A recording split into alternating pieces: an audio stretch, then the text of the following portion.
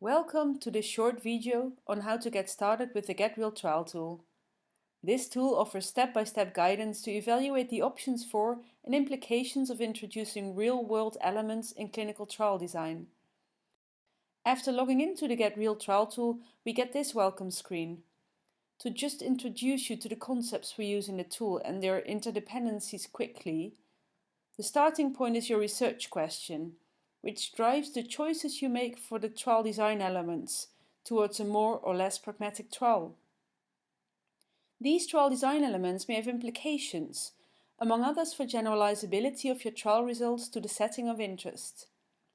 Also, a design element can have specific operational challenges. These operational challenges may have their own impact on generalizability and the other implications. I'll now show you how this is visualized in the tool. We can either design a new trial or enter an existing project that we saved in a previous session. In the tool's main page, we start at the navigation wheel on the bottom right, where we see 7 domains pertaining to trial design, such as which participants to include in the trial, which outcomes to choose, etc. If we open the participant domain, we see there are 5 questions we can consider to introduce more real-world elements in the trial. For example, the second question is whether vulnerable patients will be included in the trial. If we click on this question, we see there are 2 answer possibilities, and behind that we see all 10 implications with a color coding. The first 3 are the methodological implications: generalizability, risk of bias, and precision. The next 5 are about acceptability of trial results to, for example, patients and HTA bodies. The last 2 are on feasibility of the trial.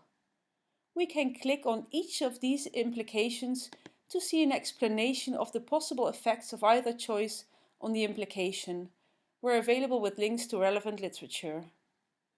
If we go back to the overview, we also see an exclamation mark in some of the cells behind answer option A.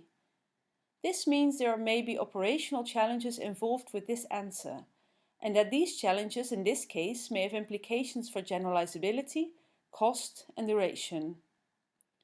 If we click on the exclamation mark on the generalizability, we see what these operational challenges might be and how they could influence the generalizability of the trial results. Should we want to come back to this question later, we can add a note by clicking on this button. Returning to the domain overview, we now see that we answered 1 question, which means we answered 2% of the design questions in the tool. I'll now leave this design and open a more advanced one. You can see we have now answered more questions and have made 18 design choices for which we may encounter operational challenges. If we now open, for example, the comparator domain, which is the largest of the 7 domains, we see that all questions have been answered. Hovering over the different colors and symbols, we can get a good overview of how we are doing with respect to generalizability and the other implications, and where our operational challenges may be. At this point, we may want to discuss our trial design with colleagues.